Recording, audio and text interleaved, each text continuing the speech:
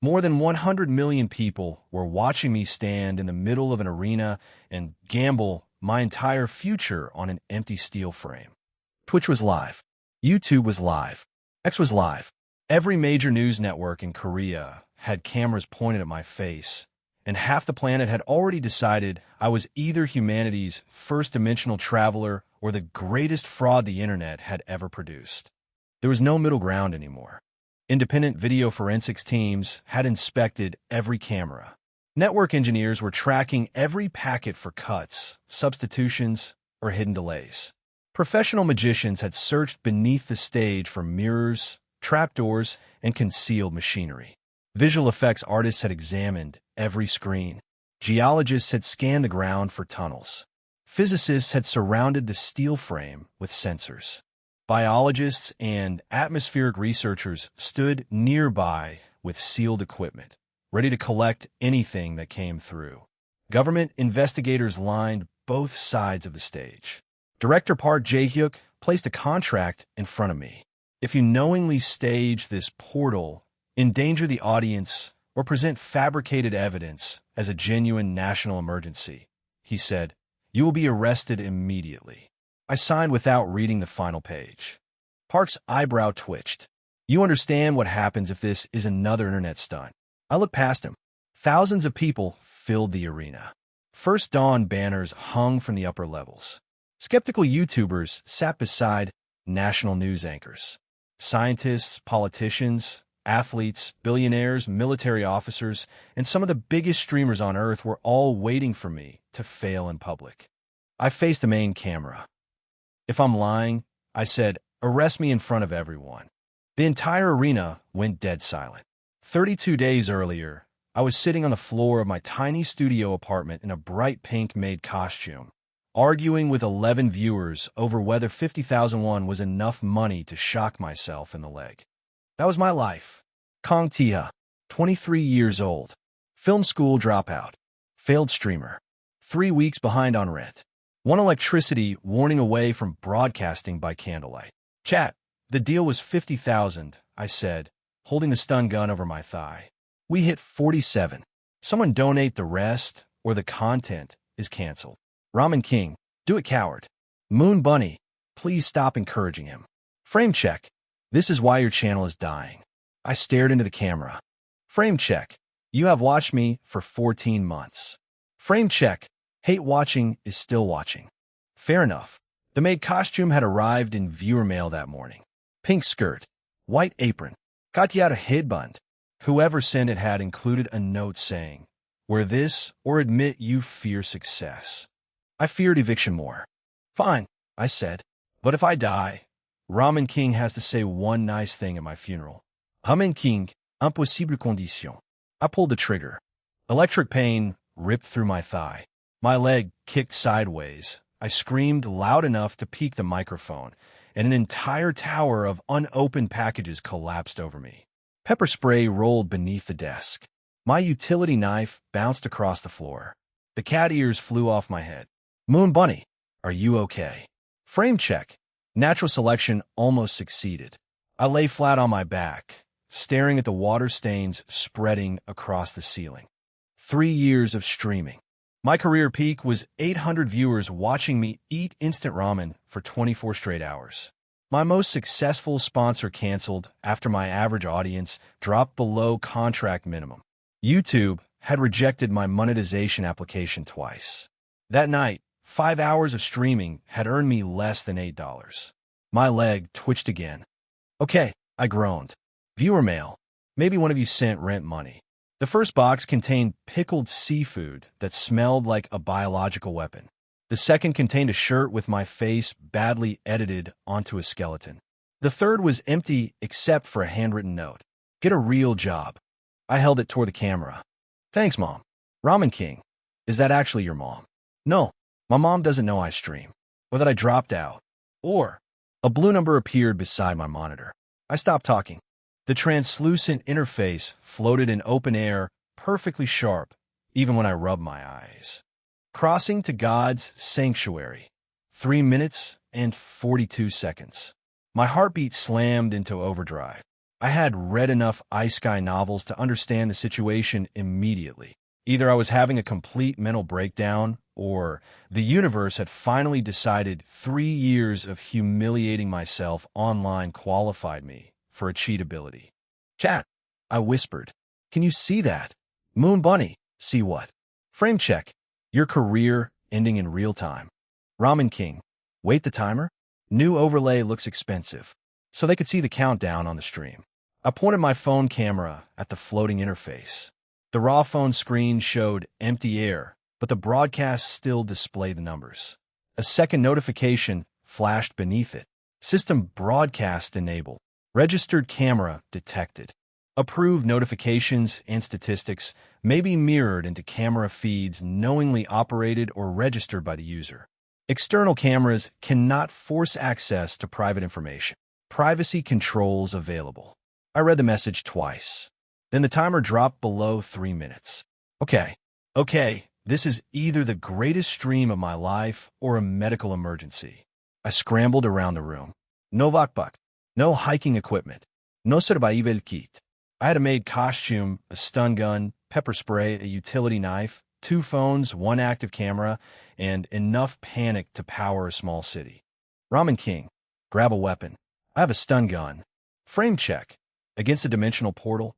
Do you own a better portal weapon? Moon Bunny. Shoes Tiha put on shoes. Great point. I shoved my feet into sneakers, stuffed the utility knife into the maid apron, grabbed the pepper spray, clipped my phone to the chest harness I use for outdoor streams, and wrapped the camera strap around my wrist. The countdown hit 10 seconds. My apartment lights flickered. Blue cracks spread through the air in front of me. Every joke died in my throat. That thing was not an overlay. The portal opened with a sound like 100 sheets of metal tearing underwater. Wind blasted through the room. Empty boxes flew into the blue light. My chair tipped over. I grabbed the desk, but the pull ripped my fingers loose one by one. Changed the stream title. I screamed. Ramen King, to what? Broke streamer gets kidnapped by God. Use caps. Then the portal swallowed me. I hit the ground face first. For several seconds, I just lay there tasting dirt and reconsidering every life decision that had brought me to this exact moment. Then I looked up. The forest was beautiful enough to shut me up.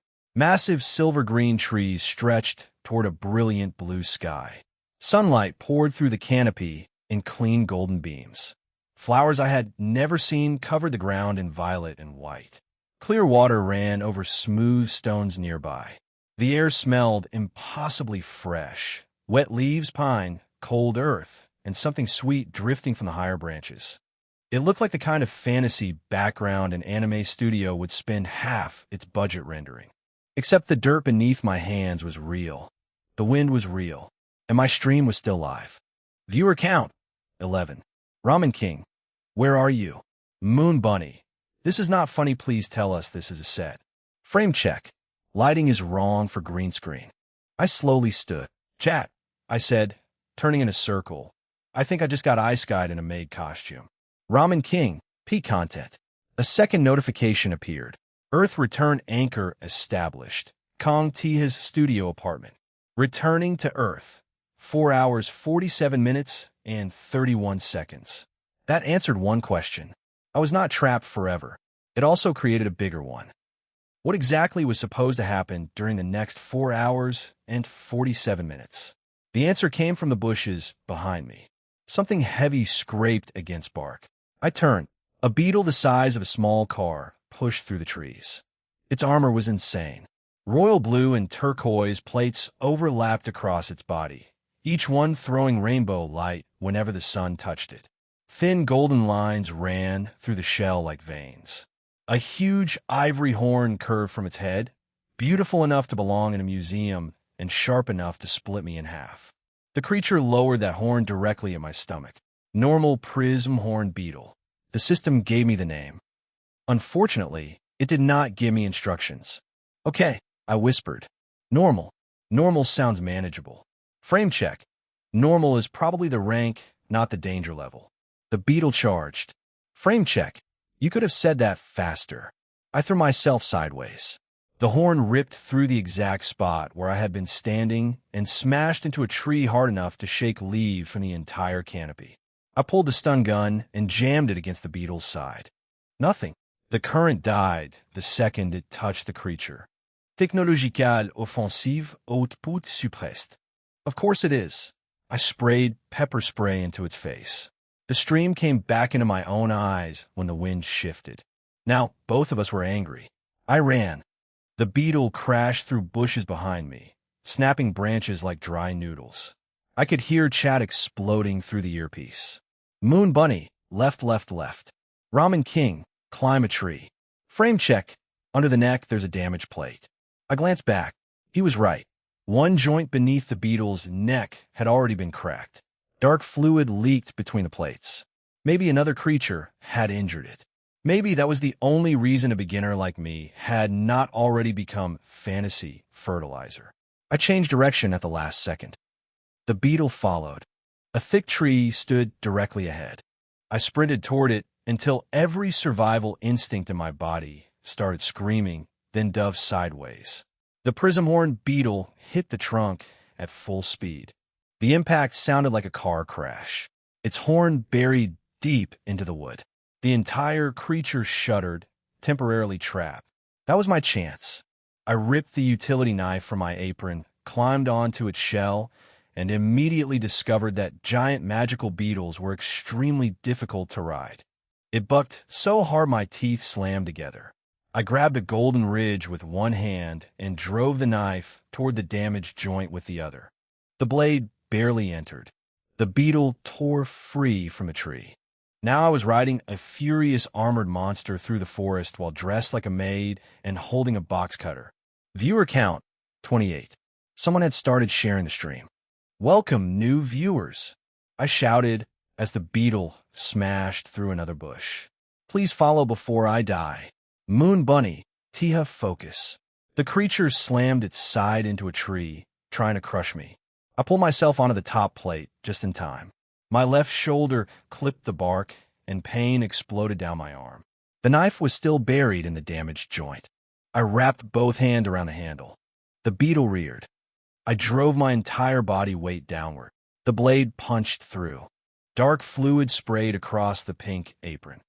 The creature screamed, a metallic, grinding sound that seemed to vibrate through my bones. It staggered forward, smashed into one final tree, and collapsed. I hit the ground beside it. For several seconds, neither of us moved. Then the enormous legs went still. Normal prismhorn beetle slain. Final strike registered. Kong, Tiha. Normal beast soul acquired. Aurora carapace. Consume the creature's flesh for a chance to gain 0 to 10 normal geno points. The viewer count jumped from 31 to 94. Ramen King, you got a drop. Frame check, activate it now. Moon Bunny, first check if you're bleeding, please. I was bleeding. My shoulder was bruised, both palms were torn, and my maid costume looked like it had survived a war. But there was something inside me now. Not an object, not a glowing orb.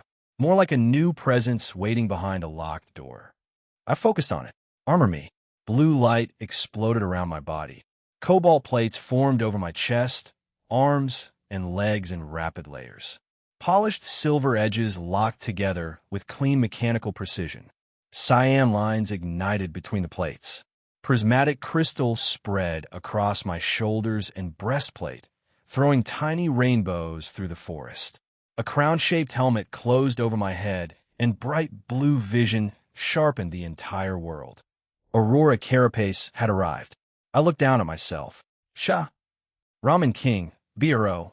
Moon Bunny, that is so pretty. Frame check. Move your arms, test range of motion. I slowly raised both hands. I look incredible. Ramen King, luxury refrigerator. I will ban you. A crack ran across one forearm plate where I had struck the tree. Thin golden threads appeared, stitched through the damage, and slowly pulled the armor back together. That single visual changed the stream. Viewer count climbed past 200. People who had arrived to laugh stopped typing. Others started demanding raw footage. Someone donated 10,000 won with a message. If this is CGI, you deserve an award. For the first time in my career, I forgot to celebrate a donation. Beyond the trees, something caught the sunlight. I turned toward a distant hill. A stone tower rose above the forest, maybe 3 kilometers away in a straight line. Walls surrounded it. Broken rooftops clustered beneath the tower. For 1 second, faint blue light flickered at the top. A shelter, or a ruin, or the place where this entire nightmare actually started making sense. The return timer still showed more than 4 hours. So I tried to reach it. That idea lasted 23 minutes. The direct route dropped into a steep ravine. The eastern path crossed a river too wide to jump. To the west, I spotted 3 wolf-shaped creatures moving between the trees, each one larger than a motorcycle. My shoulder was getting worse. The utility knife had bent. I had no water bottle, no proper clothing, and no weapon capable of handling another fight. Then the sun began sliding behind the mountains. Beautiful world or not, I was still a broke idiot in damaged sneakers. I retreated to the beetle's body, using plastic from one of the viewer packages still jammed inside my apron pocket. I cut away a small section of pale meat from beneath the cracked shell. The smell was strange, but not rotten. I wrapped it twice, tied it with the made apron ribbon, and climbed into the fork of a nearby tree to wait out the timer. Viewer count reached 847. For the next 3 hours, chat watched me whisper from a tree while monsters moved in the darkness below. It was the most successful stream of my life. When the countdown reached 0, blue light tore open beneath me. I dropped through the portal and landed in the exact middle of my apartment. Boxes scattered. My chair was still tipped over. The stream camera was still running. No time had passed on Earth beyond the 4 hours and 47 minutes I had been gone. I lay on the floor in a ruined-made costume, clutching alien meat, while 847 viewers spammed the chat faster than I could read it. Then a donation alert rang. 100,001. Message, cook it. I sat up. Chat, I said, breathing hard. We are absolutely cooking it. The first thing I did was turn off Aurora Carapace. The armor dissolved into cyan particles and vanished back into my B-Soul inventory. The second thing I did was shower. The third thing I did was turn my kitchen into the most suspicious cooking show in South Korea. I cleaned the meat twice, cut it into thin strips, boiled one sample, pan-fried another, and kept a third sealed in a food container in case I somehow became famous enough for a laboratory to care. Moon Bunny begged me not to eat it. Frame Check demanded close-ups of the fibers. Ramen King voted for raw sashimi and received a temporary ban. The cooked meat turned white gold with a slightly translucent edge. It smelled like lobster mixed with roasted chestnut. I took one bite. It was incredible. Then the system hit me. Normal prism horn, beetle, flesh consumed. Normal Geno points gained. 4. Heat spread through my body. Not painful heat. Clean, dense energy. My exhausted muscles tightened. The ache in my shoulder eased. My breathing deepened. Colors sharpened. Even the chopsticks felt lighter between my fingers. I tested my grip strength with an old hand dynamometer I had bought for a failed fitness stream. Before the portal, my best result was 42 kilograms. Now I hit 46. Not enough to turn me into a superhero. More than enough to prove something inside me had changed. By sunrise, clips of the Beetle fight were everywhere. One TikTok edit had dramatic choir music over the moment Aurora Carapace appeared. Another froze on my made costume and added the caption, Korea's first dimensional hero. A reaction streamer discovered the VOD and sent thousands of people to my channel. My follower count passed 10,000 before breakfast. My bank account did not. That was the first brutal lesson of going viral. Views moved at light speed. Money crawled. I was still 3 weeks behind on rent. Still not monetized on YouTube. Still waiting for Twitch to process subscriptions. Still sitting in a room where the ceiling leaked whenever it rained. I had crossed dimensions, killed a monster, acquired magical armor, and eaten alien meat. And my landlord still wanted his money by Friday. By noon, the internet had already split into 2 camps. Camp 1 thought I had discovered another world. Camp 2 thought I was a broke loser with shockingly good special effects. Choi Jae-min belonged to Camp 2. At 2:15 p.m., the biggest debunked streamer in Korea, uploaded a video titled, "The Truth About Kong Taeha's Portal Stream Exposed." Jaemin had perfectly styled hair, a studio worth more than my apartment building, and the calm expression of a man who had never been forced to wear cat ears for rent money. He played my footage frame by frame.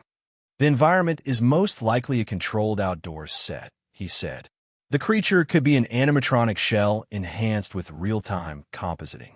The armor transformation is impressive, but we are currently living in the age of generative video." Then he zoomed in on my terrified face while I rode the beetle. "Mr. Kang's performance is convincing." Performance? I had almost been converted into pink paste. Jaemin's video hit 1 million views before mine did, so I reacted to it live. "Controlled outdoor set?" I said. "Brother, I cannot control my electricity bill." Ramen King. Challenge him to fight the beetle. Excellent idea. Jaemin SSI. I formally invite you to ride the next one. Frame check. Don't antagonize the guy giving you free promotion. Too late. By evening, a local news program picked up the story. The anchor described me as an online entertainer claiming to have visited a fantasy environment.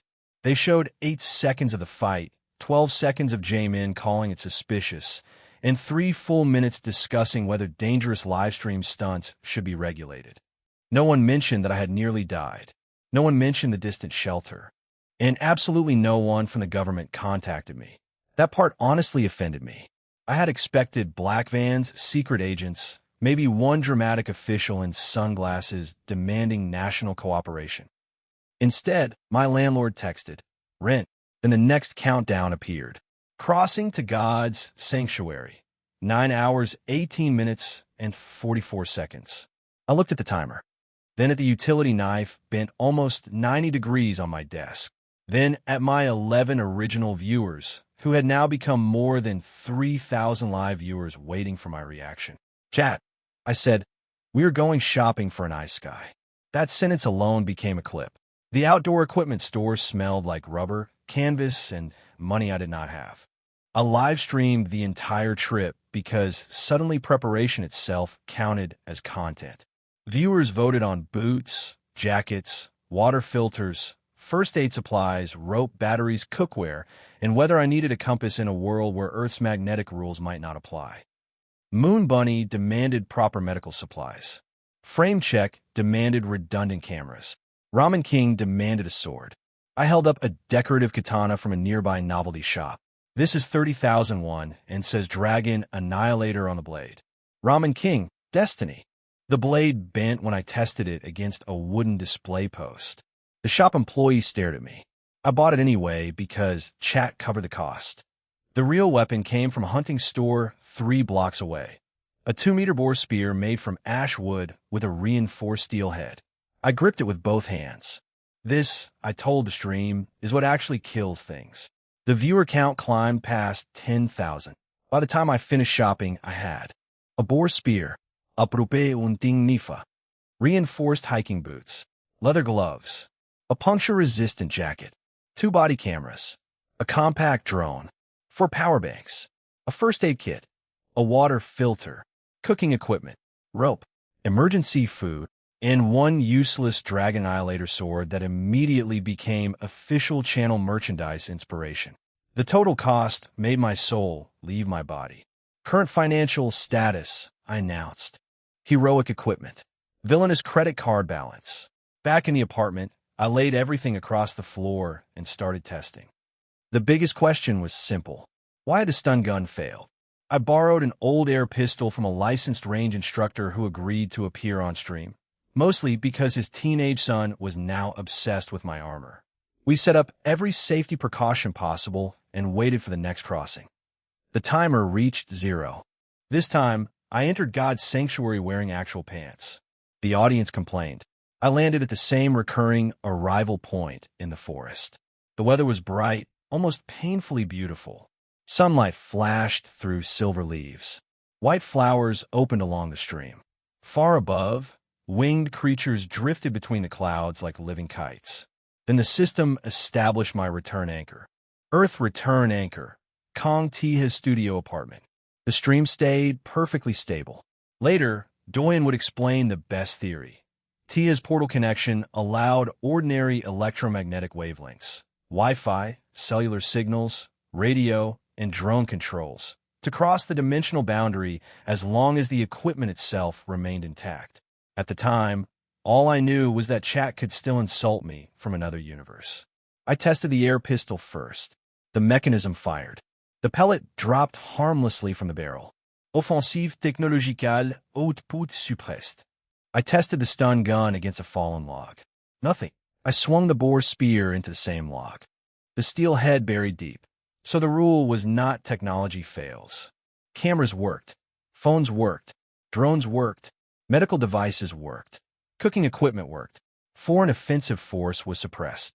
Cold weapons still depended on the user's own body, so they remained fully functional. Translation, I said. Nogans, we are officially doing this the anime way. Ramen King, Sword Arc begins. I launched the drone. The feed appeared in the corner of the live stream. It rose above the forest, showing miles of breathtaking wilderness, green valleys, bright rivers, rocky hills, and the distant stone shelter from my first trip. Straight line distance, roughly 3 kilometers. Safe route, unknown. The drone moved east and immediately found the problem. 7 wolf-shaped creatures patrolled the clearest approach. Each one stood nearly as tall as I did at the shoulder. Their fur was pale gray with black ridges along the spine, and their mouths opened far too wide. Normal iron-jaw wolves. 7 normal creatures. The word normal had officially lost all emotional comfort. I pulled the drone back. Shelter route is canceled, I said. New plan, don't get eaten. The stream loved that plan. My next hunt was much smaller, a boar-like creature with bark-colored hide and 1 damaged hind leg. I spent nearly an hour tracking it, another 30 minutes setting a rope trap, and 10 humiliating seconds getting dragged through the mud when the trap worked better than expected. But I killed it. No B-soul drop. The meat gave me 1 normal Geno point after I roasted it over control fire. Then I hunted another species. Then another. Not every trip became a dramatic boss fight. Some were hours of walking, waiting, watching tracks, failing to get close, and trying. Not to lose expensive camera equipment in rivers. That actually made the world feel more real. The audience learned with me. One creature's meat gave 3 points. Another gave 0. Repeatedly eating the same species produced less and less until the system stopped rewarding it entirely. My viewers started building a public genofood database. Species, rank, preparation method, taste, points gained, known dangers. Within a week, strangers on the internet knew more about alien meat than most people knew about their own groceries. I also learned another painful fact. Twitch did not appreciate monster butchering. The ban happened while I was sitting in a tree, chewing roasted meat and watching the iron-jaw wolves block the shelter road. My viewer count had just passed 40,000. Then the chat froze. Stream unavailable.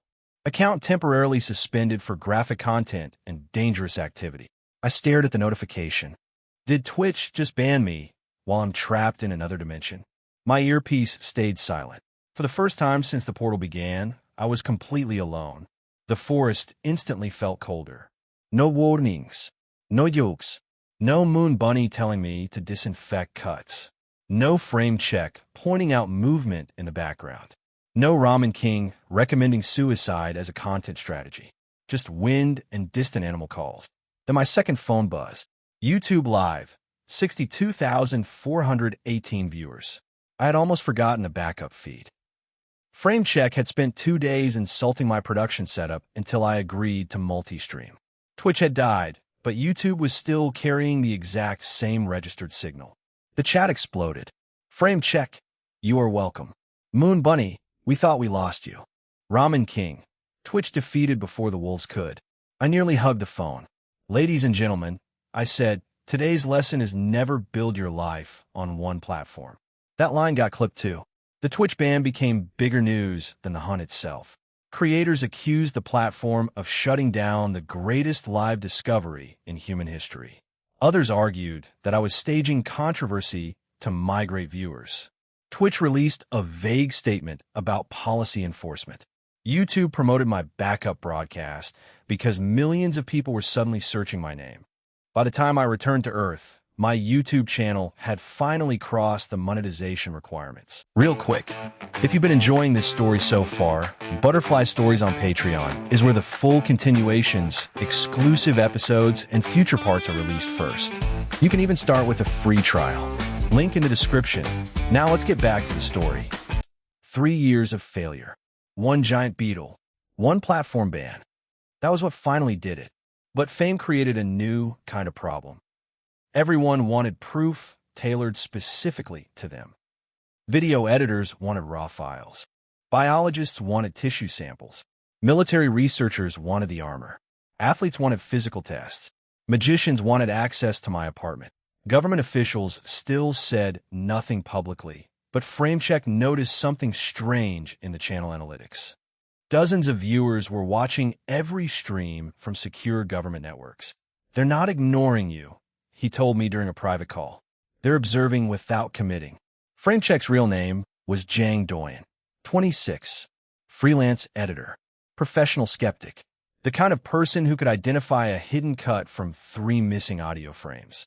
He asked me for the original Beetle footage because he expected to expose it. I sent him everything. Camera files, phone files, stream archive, timestamps, sensor metadata, even the embarrassing minute where I cried in a tree because something large moved beneath me. 3 days later, Doyen called. I can't explain it, he said. That means you believe me. No, it means I cannot prove you are lying, which is significantly more annoying. He joined the team anyway. At that point, the team was mostly me, 1 skeptical editor, and 11 original viewers acting like unpaid management. Then someone tried to steal Aurora Carapace. I woke at 3:11 a.m. to the sound of my apartment door opening. A man in dark clothing moved through the studio with a flashlight, searching boxes and hard drives. He had no idea the bee-soul existed inside me rather than as a physical object. I summoned the armor from bed. Cobalt plates exploded into existence with a metallic crack. The intruder turned. Bright blue helmet eyes stared back at him. He made a sound I would later replay approximately 50 times. Then he ran. I caught him before he reached the hallway. The police took him away, but the story did not end there. He had been paid through 3 shell accounts. Security footage showed another person watching the building. Someone had already tried to buy information from my landlord. That was when Han Yura entered my life. She walked into my apartment wearing a charcoal suit, took one look at the broken door, exposed camera cables, boxes of alien meat in my freezer, and the pink-made costume still hanging behind the stream setup. Then she sighed like a woman who had just accepted punishment from a higher power. I'm Han Yura, she said, former talent manager. I have a complete plan for your security, platform strategy, contracts, taxes, production, and public image. I focused on one word. Taxes? Yes. How bad? She showed me a number. I summoned my helmet so she could not see my face. That was how I hired my manager. Yura immediately changed everything. She negotiated my platform appeals, registered the footage, filed copyright claims against stolen uploads, set up contracts, separated business accounts from personal money, hired temporary security, forced me to stop storing priceless biological samples beside frozen dumplings. Most importantly, she understood that the live stream itself was not enough. You cannot keep randomly pointing one camera at another world, she said. You need episodes, goals, tests, payoffs. The audience must understand what they are waiting for. I pointed at the map Doyen had created from drone footage. The shelter. Long-term goal, she said. Good. What is the next short-term payoff? I activated Aurora Carapace. Golden repair threads crawled across an old crack in the forearm. Yura stared at the armor. Then she smiled. We let the world shoot you. I waited for the joke. There was no joke. Yura, you're desperate for views. True. A certified testing company wants the publicity. They are willing to host the event if you sign a full risk waiver stating that if you die, they are not responsible. That sounds legally horrifying. It is also the first offer that covers your back rent, production costs, and security for 6 months. I looked at the contract. then at the viewer graph still rising behind her. Look, the guns. The armor test took place inside a private weapons testing gym outside Seoul. Calling it a gym was generous. It was basically an armored warehouse with reinforced walls, emergency medical staff, ballistic shields, and enough cameras to film a war crime from every possible angle. The company hosting it had one condition. I had to sign a waiver stating that if Aurora Carapace failed and I died, my family, team, viewers, future reincarnation, and possibly my ghost could not sue them. I signed. Yura watched me press the pen to paper. You did read this one. I read the bold parts. That is not reassuring. The stream opened with 117,000 viewers. Independent engineers inspected Aurora Carapace. Weapons instructors checked every gun. Medical staff attached monitors to my body beneath the armor. Doyen ran 5 camera angles, including high-speed footage close enough to catch individual fragments. The first tests were simple. Knives, axes, arrows, fire. Aurora Carapace handled all of them. An arrow struck my chest and shattered. A heavy hunting knife scraped across one cobalt plate without leaving more than a silver mark. A torch blackened the surface, but the cyan seams never dimmed. Then came a handgun. I stood behind a marked line while a licensed instructor aimed at the center of my chest from a protected firing lane. Ready, he called. No. Ready, I lied. The gun fired. The bullet hit like a sledgehammer. Aurora Carapace stopped the round, but the force drove me backward. Pain exploded through my ribs. I stayed upright through pure stubbornness because more than 200,000 people were watching. The armor plate cracked. Golden threads immediately crawled through the fracture. The audience lost its mind. I looked down at the bullet flattened against my chest. Then I faced the camera. That, I said calmly, hurt all the way into my ancestors. The clip broke 5 million views before the next test began. Shotgun slug. Rifle round. Each impact did more damage. Cracks spread farther. Bruises formed beneath the armor. My medical monitors screamed at everyone in the room. But Aurora Carapace held. And every single time, blue light and golden threads repaired it. By the end of the test, I was sore, shaking, and officially impossible to ignore. Military researchers requested private access before the stream ended. News networks stopped calling the armor an alleged visual effect and started calling it unidentified defensive technology. Jamin uploaded another video claiming the bullets might have been underloaded. He sounded less confident this time. Then Victor Hale contacted me. Hale was an American billionaire who owned biotechnology companies, defense contractors, media investments, and enough lawyers to declare war on a small country through paperwork. His offer was simple: $50 million for exclusive access to the armor, monster tissue, and all future portal discoveries. Yura read the contract. Then she laughed for nearly a full minute. What? I asked. This gives him ownership of your biological changes. My body. Contractually, yes. I recorded a response video. Mr. Hale, thank you for offering to purchase my entire existence. Unfortunately, I am currently using it. The rejection went viral. Hale did not laugh. While the world argued over money, military value, and whether I was technically still human, I went back to hunting. Aurora Carapace kept me alive, but defense alone would not get me past the Ironjaw wolves or reach the shelter. I needed speed. Doyen's drones found the answer in a sunlit grassland east of the forest. A herd of stormhorn gazelles moved across the field like silver lightning. Their bodies were lean and white, with blue crystal horns sweeping backward from their heads. Every few seconds, wind gathered around their legs and launched them forward in violent bursts.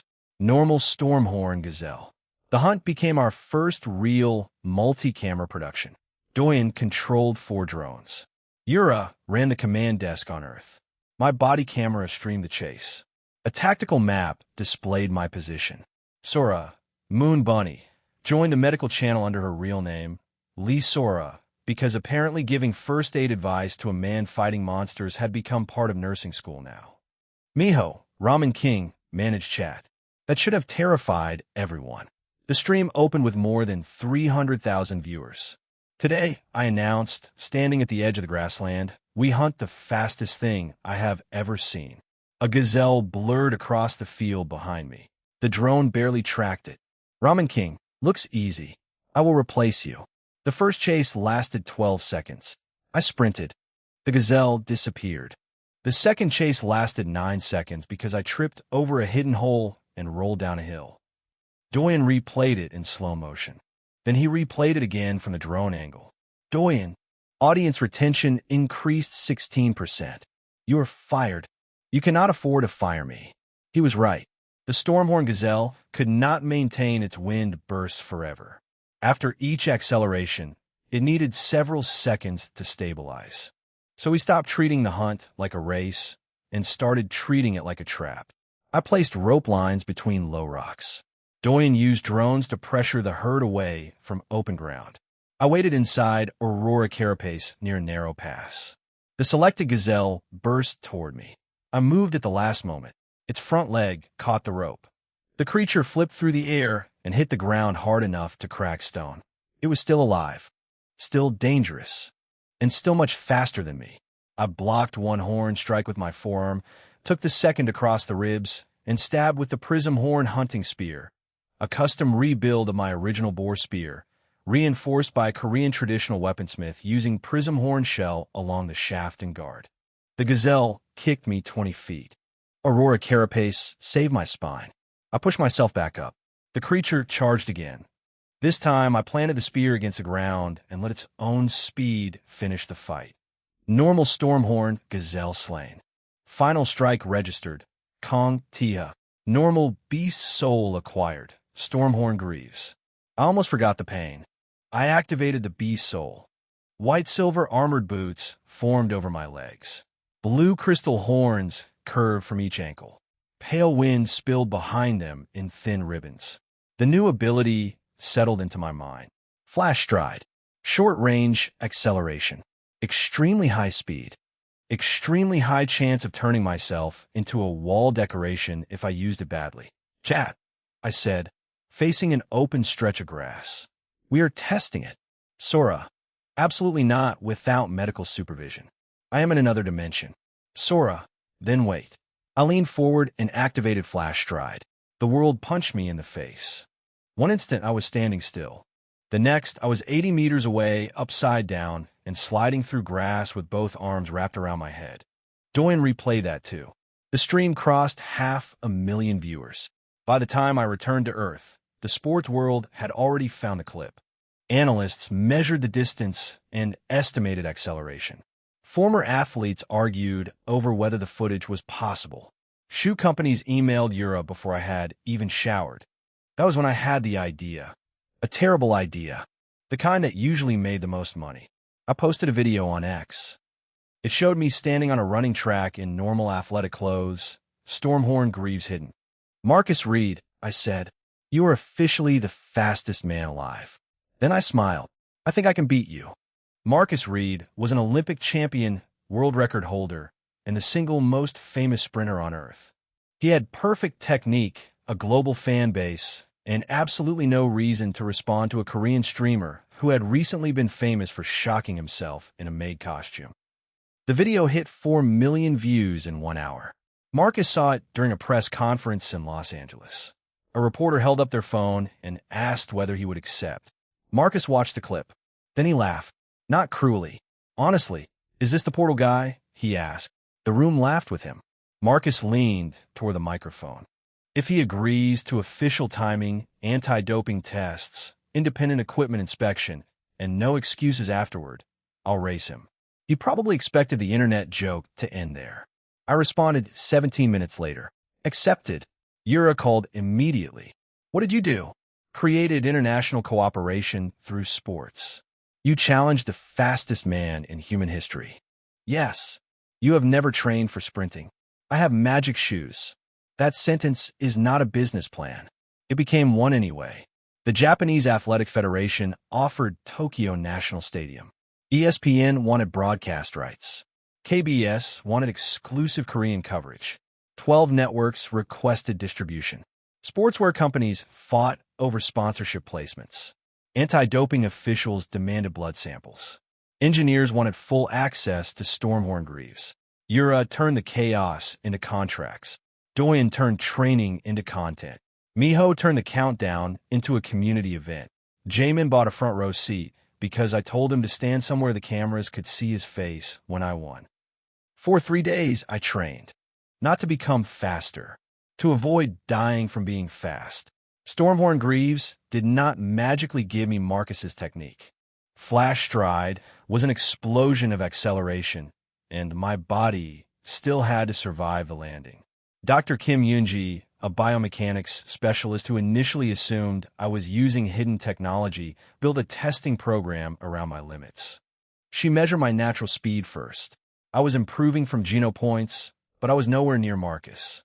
Faster than an average man, not faster than an Olympic champion. That mattered. The Beast Soul would win the race. My control would determine whether I crossed the finish line standing up. Race day arrived under a clear Tokyo sky. 40,000 people filled the stadium. More than 18 million watched across combined broadcasts. Marcus stood beside me at the starting line, calm and perfectly focused. I looked down the track. 100 meters. 3 planned flash strides. Do not activate too early. Do not lose balance. Do not crash into Japan. Marcus glanced at me. Nervous? Extremely. Good. He smiled. Means you respect the race. The starter raised the pistol. The gun fired. Marcus launched forward with perfect form. I ran normally for the first 8 meters. The crowd probably thought I had made the biggest mistake of my life. Then I summoned Stormhorn Greaves. White-silver armor flashed over my legs. The stadium gasped. Flash stride. The track vanished beneath me. I shot past Marcus. My first landing nearly destroyed my knees, but Dr. Kim's training held. I took 3 normal steps. Second flash stride. Wind exploded behind me. The audience became one continuous wall of sound. Third flash stride. I crossed the finish line in 6.48 seconds. Then I kept going. The safety barriers approached at impossible speed. I tried to stop, failed, turned sideways, and crashed through 3 padded advertising boards before landing beneath a Sportstream banner. For several seconds, the entire stadium went silent. I raised one hand from the wreckage. I may leave. The stadium erupted. Marcus crossed in 9.54 seconds, a new human world record, and still lost by more than 3 seconds. He walked over while medical staff pulled foam boards off me. I expected anger. Instead, he offered his hand. That wasn't running, he said. No, I took his hand. Running is apparently the part one need to learn. Marcus laughed and pulled me up. Jamin's face in the front row became one of the most replayed reaction images on Earth. The race changed everything. The public could still argue about God's sanctuary. They could still argue about portals, CGI, staged environments, and how I acquired the B-Souls. But they could no longer pretend I was ordinary. Every timing system agreed. Every camera agreed. Every witness agreed. Kong Tiha had crossed 100 meters in 6.48 seconds using equipment that appeared from empty air. For the first time, the government stopped asking whether I had something real. They started asking what I was. The wings came from a one trip I almost failed to stream.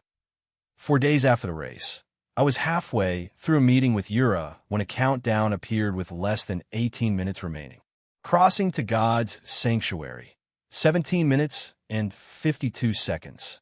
We were not at the apartment. We were inside a temporary production office across Seoul. That location became my Earth return anchor the second the portal opened.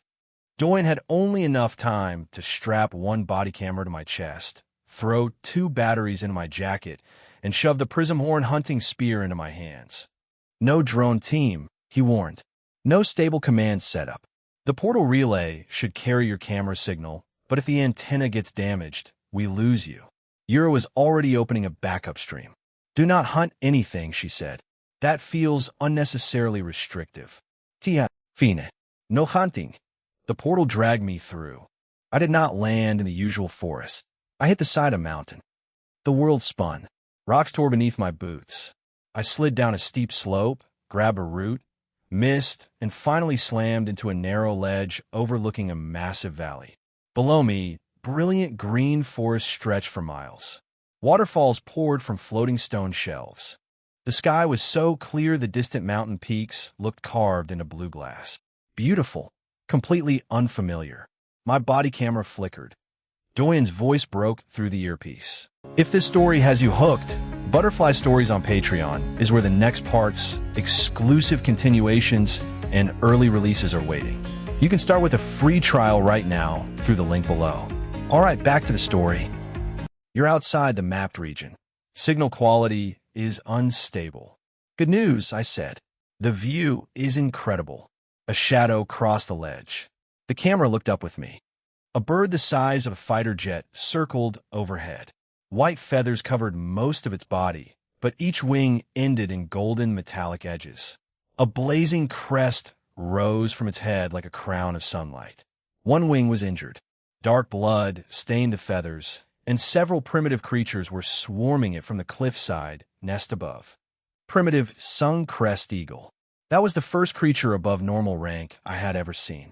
It was also falling directly toward me. Yura, I said. No, I didn't even ask. You were about to say something stupid. The eagle crashed into the ledge. The impact threw me against the rock wall. My camera struck stone, and the feed shattered into static. The last thing Earth saw was one gigantic golden eye opening beside my face. Then the stream died. What happened next survived only in damaged local footage. The Suncrest eagle was already dying. Something had torn open its left side. Its wing could barely move, but its beak still cracked stone, and its talons could slice through Aurora carapace. I tried to retreat. The ledge collapsed. Both of us fell. I summoned Aurora carapace in midair, hit a lower shelf of rock, and rolled beneath the eagle's broken wing. It attacked from pure instinct. I blocked one talon, lost 2 armor plates, and drove the prism horn hunting spear through the wound beneath its ribs. The creature dragged me nearly 30 meters before stopping. I landed the final strike while hanging from the spear shaft above a 1,000-foot drop. Primitive Suncrest eagle slain. Final strike registered. Kong Tiha. Primitive beast soul acquired. Solar gale wings. I activated them without thinking. White and gold wings exploded from my back. Not energy projections. Real wings. Feathers spread wider than the ledge. Gold light ran along their metallic edges. Wind slammed outward and lifted my entire body away from the cliff. For the first time in human history, a broke streamer flew through another world. Unfortunately, no one saw it live. The camera antenna had been crushed. I spent the rest of the crossing learning how not to spiral into mountains. I crashed into trees, clipped one waterfall, and landed upside down twice. By the time the portal returned me to the temporary office, I was carrying damaged footage, primitive meat, and the biggest reveal of my career. Yura met me with a medical team and enough anger to alter weather patterns. You said no hunting. It attacked me. You stabbed it while falling off a mountain. That was self-defense with ambition. Doyen recovered fragments from the body camera, but not enough to satisfy the public. The footage showed the eagle, the cliff collapse, pieces of combat, and one white gold feather crossing the lens before everything failed. Jamin immediately declared the missing section suspicious. This time, instead of arguing, I stayed silent. Yura planned the reveal. 3 days later, I stood on the roof of a secured Seoul building with millions of viewers watching across every platform.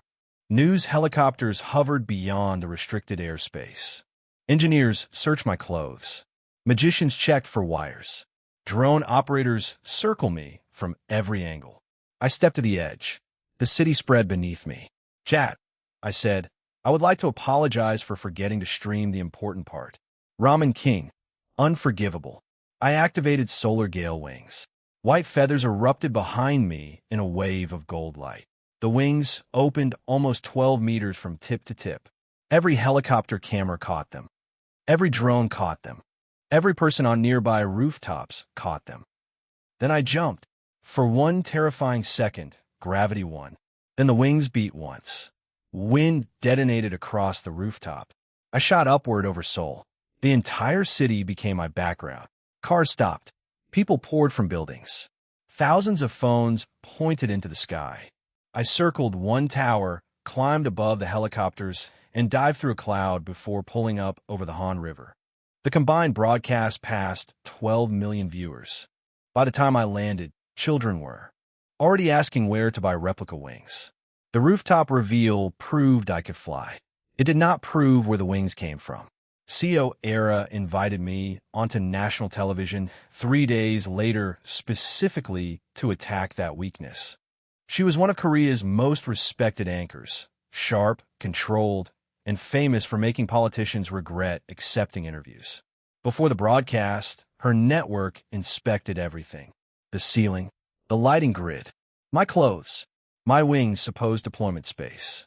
Engineers swept the studio for wires.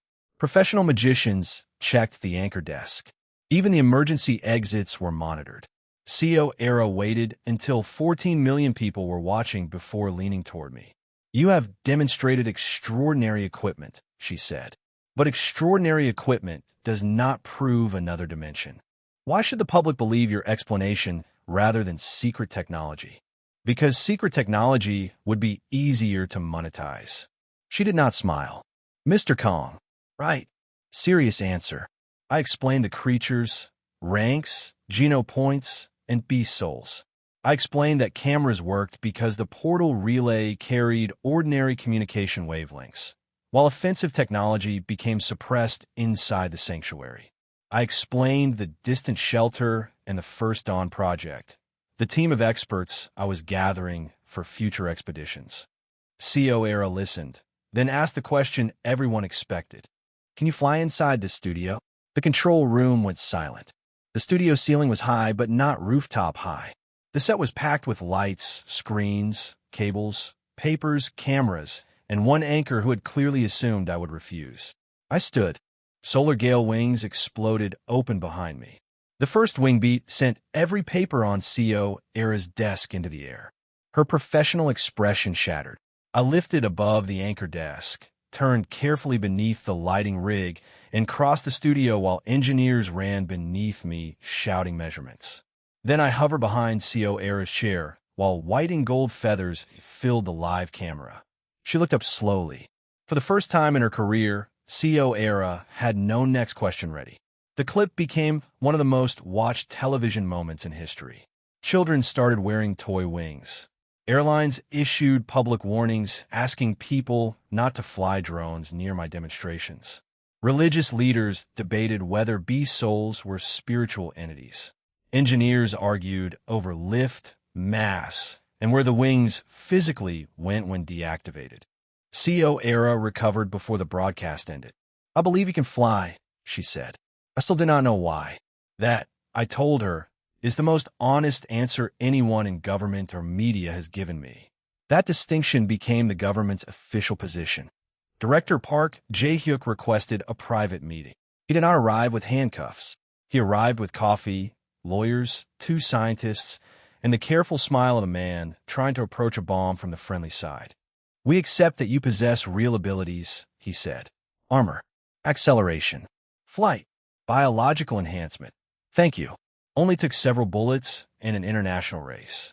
We do not accept your explanation. God's sanctuary. Correct. Your powers are real. Their proposed origin remains unverified."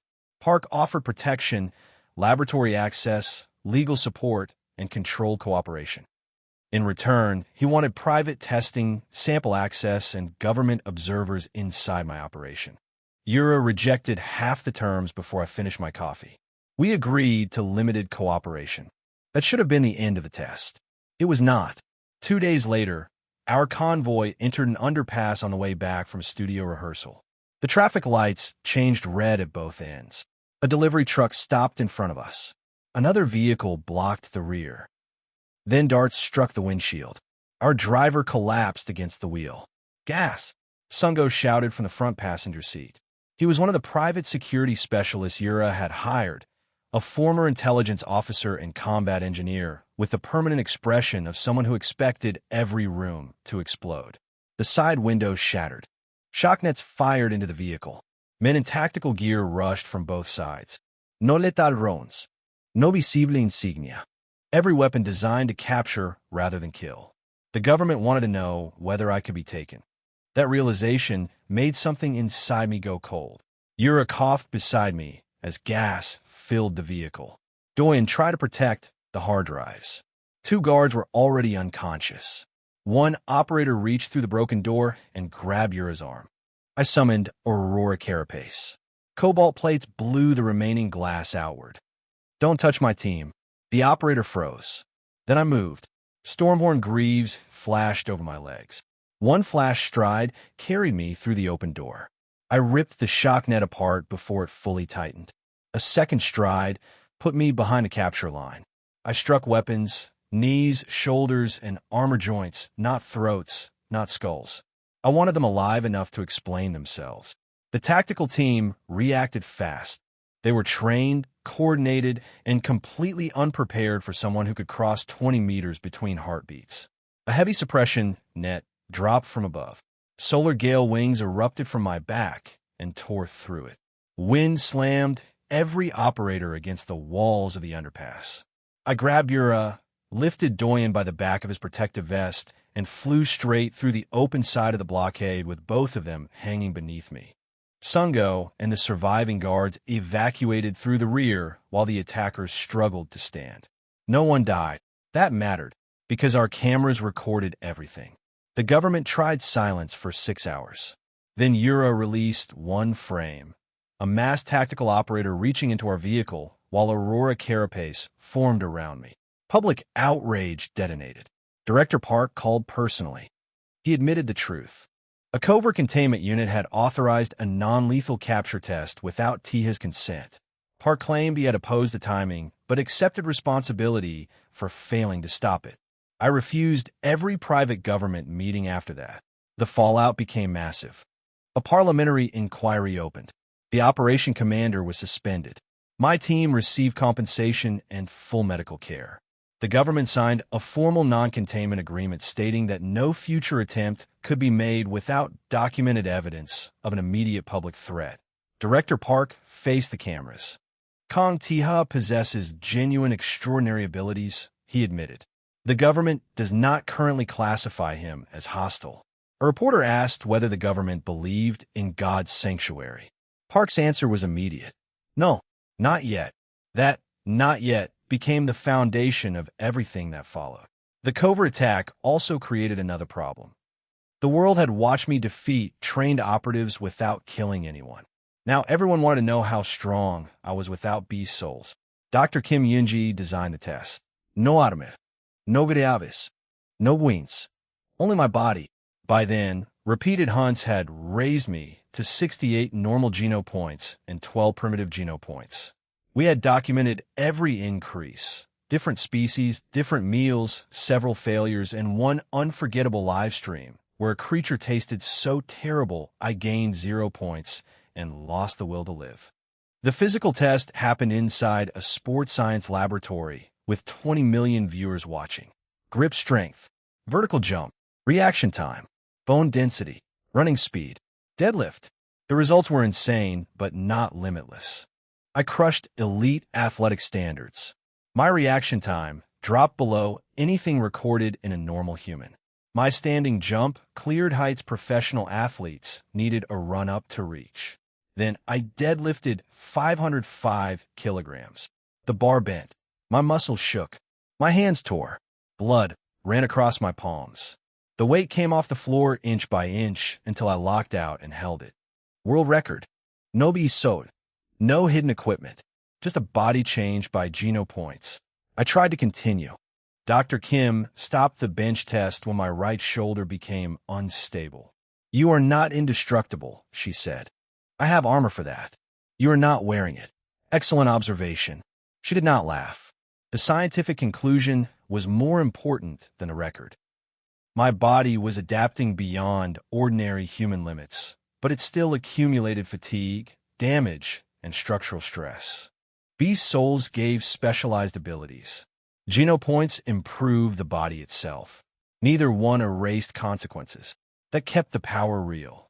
It also made every government and corporation on Earth more desperate. Victor Hale doubled his offer. Several countries offered citizenship.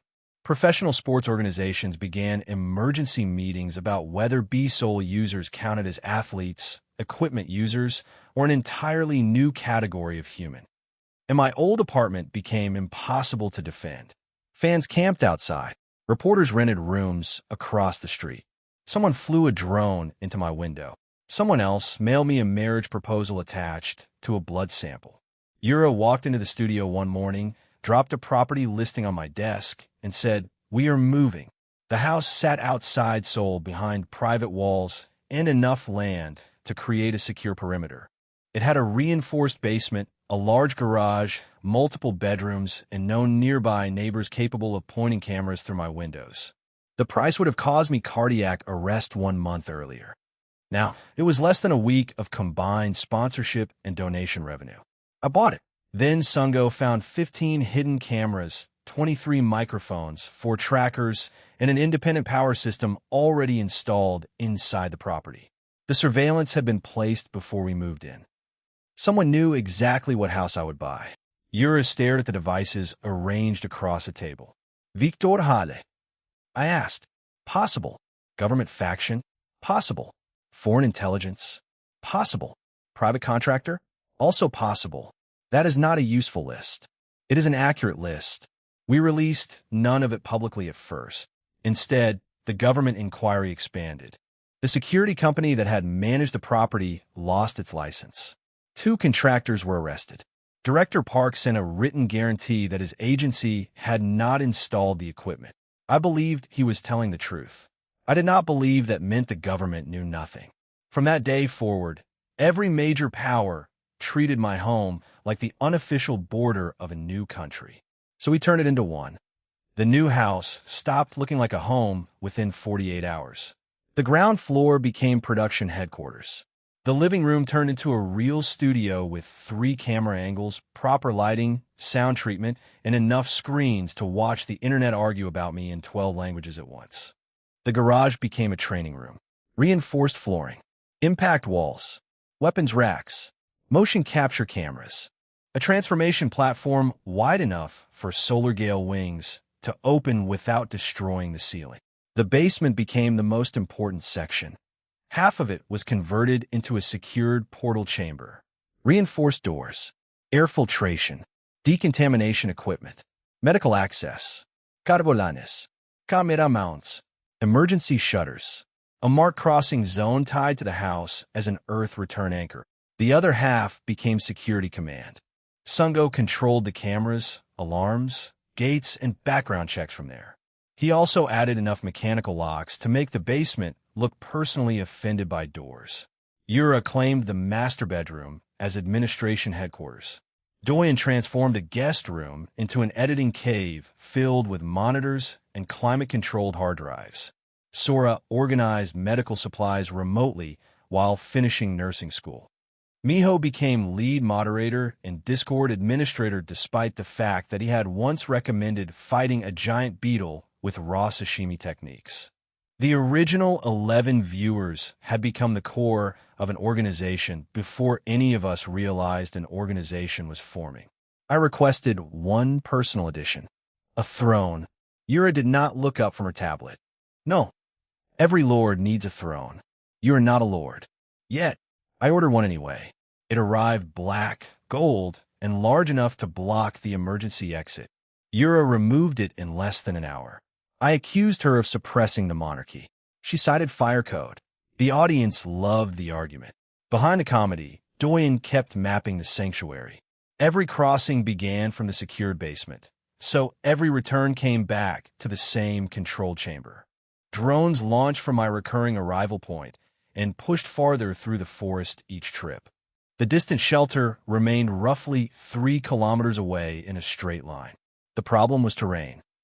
The safest route twisted around a ravine, crossed 2 streams, avoided Iron Jaw territory, and stretched nearly 12 kilometers. Early drones could see the shelter, but could not maintain stable control along the full path without relay stations. So we built them. Small battery-powered signal relays hidden in trees.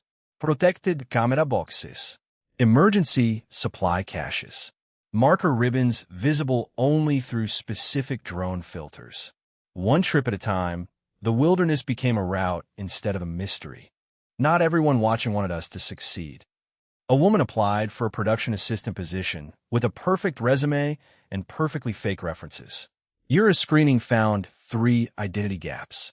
Sungo traced the contact chain to a shell company connected to Victor Hale. We rejected her quietly. The next applicant was linked to a foreign intelligence contractor. The third had no criminal record, no corporate connection, and a bank account that had received one unexplained deposit large enough to buy my old apartment. That was when Yura said something that changed how I saw the team. We are not hiring for channel anymore. Every powerful organization on Earth wants access to your body, your footage, your samples, or your portal. Anyone close to you is now part of national-level security. I looked around the command room. Doyen was arguing with drone telemetry. Miho was banning Discord users named Real Kong, Tiha 47. Sungo was installing another camera. Yura was negotiating with 3 broadcasters while threatening a 4th with legal action. We looked less like a streamer team and more like the world's least prepared intelligence agency. Then Doyen found the gate. The main drone hovered above the final ridge.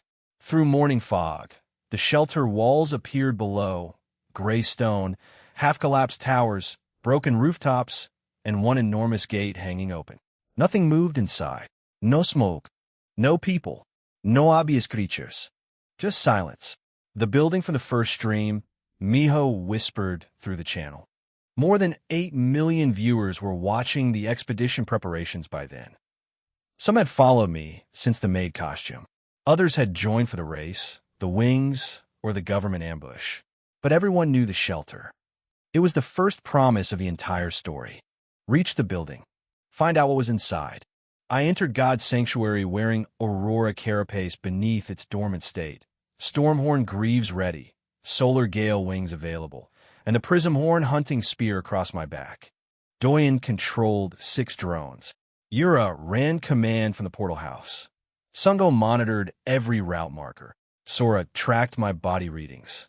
Miho managed more chat messages per second than any human should be legally exposed to. I started walking. The safe route took hours. We crossed the first stream, circled the ravine, waited 40 minutes while Ironjaw wolves moved through a valley, used 1 drone to pull a territorial bird away from the path, recovered a supply cache, replaced 2 relay batteries. The closer I got, the quieter the forest became. Then a creature found me.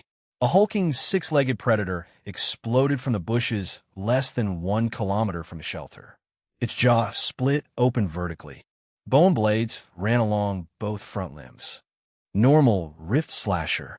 It charged before the system finished naming it. I blocked with Aurora carapace, got thrown across the road, and activated Stormhorn Greaves before it could follow. Flash Stride carried me toward the shelter. The creature chased. Its legs were absurdly fast, carving trenches through the earth. I crossed the final slope, saw the open stone gate, and threw myself through. The rift slasher stopped, so suddenly its claws shredded the ground. It would not cross. A transparent blue barrier shimmered between us. The creature screamed, struck the invisible wall once, and recoiled as light burned across its limbs. Then it fled. I stood inside the gate, breathing hard. Safe zone, I whispered. The chat detonated. The shelter was larger than the drone footage suggested. Dozens of damaged stone houses lined the streets. A market square sat beneath torn fabric awnings. Dry channels ran from an ancient water system. Workshops, storage buildings, watchtowers, farmland terraces, and a central hall formed the skeleton of a real settlement. It was ruined, but it was built for people. For the first time, God's sanctuary stopped looking like a wilderness designed only for monsters. Someone had lived here. Someone had built walls, roads, homes, and gates. And then they had disappeared. Architects joined the live stream and began analyzing structures. Engineers debated the water channels. Historians compared symbols carved into the stones. Governments realized the same thing at once. This was not just a hunting ground. It was habitable territory. At the center of the shelter stood a circular hall with a cracked roof and a sealed black door. The symbol above it matched the light I had seen flicker from the tower during my first crossing. The moment I approached, the door opened. No one touched it. Blue light spread through the floor. Welcome, First Awakener. Dormant territory core detected. Claim conditions available. My entire team went silent. A sphere of fractured crystal floated beneath the hall. Half of it was dark. The other half glowed with weak blue light. Ancient metal rings rotated around it, grinding whenever they moved. The system displayed one final message. First Lord Trial. Restore the damaged energy channels. Eliminate the creatures beneath the central hall. Recognize the shelter's responsibility. Claim or abandon. I looked into the camera. Chat, I said, apparently we're doing kingdom building now. Ramen King, get the throne back. Judah, no. The trial entrance opened beneath the core. Stone stairs descended into darkness. I went down. The creatures below were not powerful because of rank. They were powerful because of location. Normal stone burrowers packed the tunnels in groups, thick armor protecting their bodies while they chewed through the shelter's energy channels. Each one was smaller than the prismhorn beetle, but there were dozens. I could not simply fly. The tunnels were too narrow. I could not rely on flash stride. One bad acceleration would put me through a wall. So the fight became brutal and close.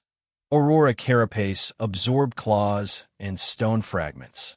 My Geno-enhanced strength drove the prismhorn hunting spear through gaps in their plates. Doyen's remote map tracked tunnel branches from old architectural scans. Sora screamed every time my heart rate passed safe limits, which happened constantly. The worst creature waited beside the main energy channel. A stone burrower queen, still classified normal but nearly as large as the first beetle, had wrapped itself around the broken conduit. Every strike against its shell shook the ceiling. It crushed the spear's shaft against the wall. The weapon finally snapped. I had carried that spear through almost every major fight. For half a second, I just stared at the broken pieces. Then the queen lunged.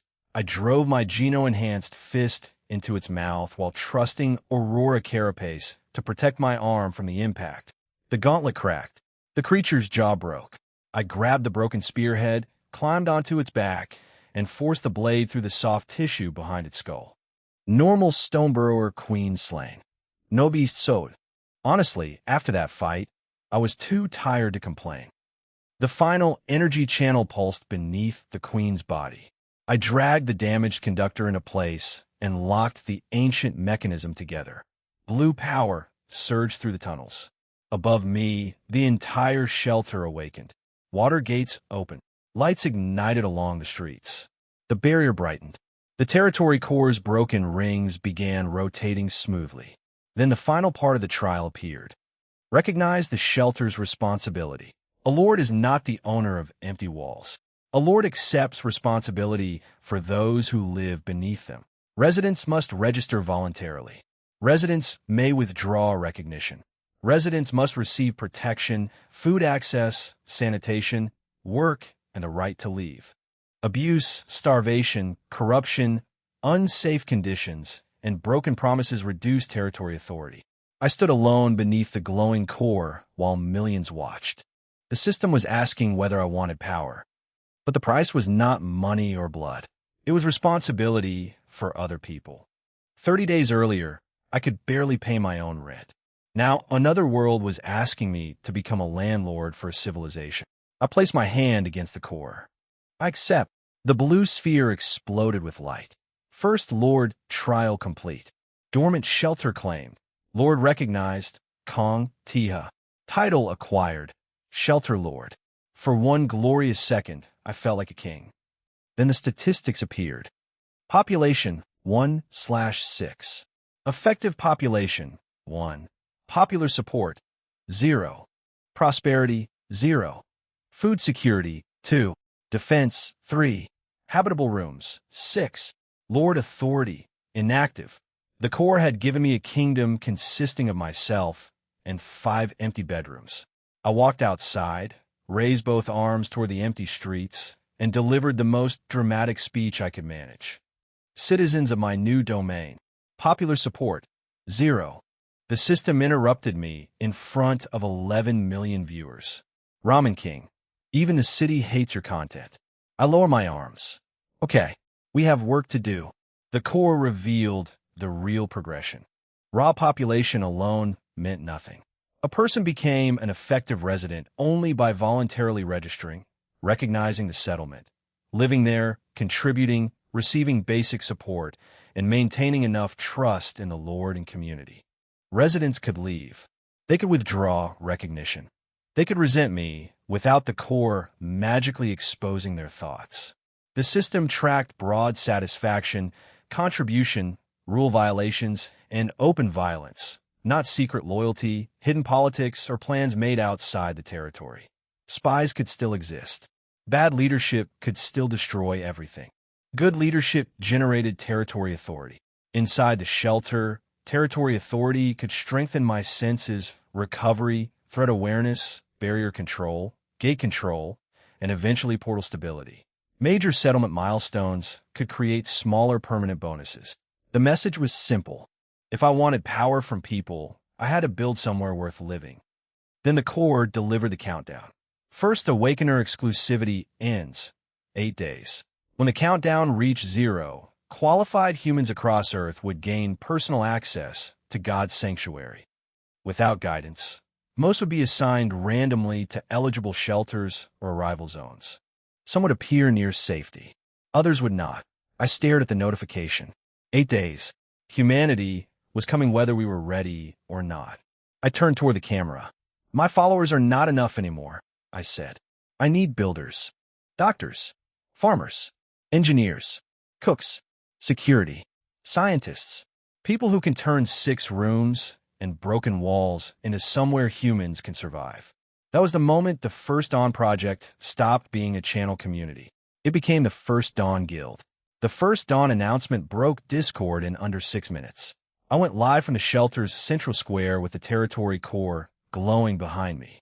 Who is willing to enter another world? I asked, and help build the first human settlement. Applications started arriving before I finished the sentence. 10,000, 100,000, 1 million.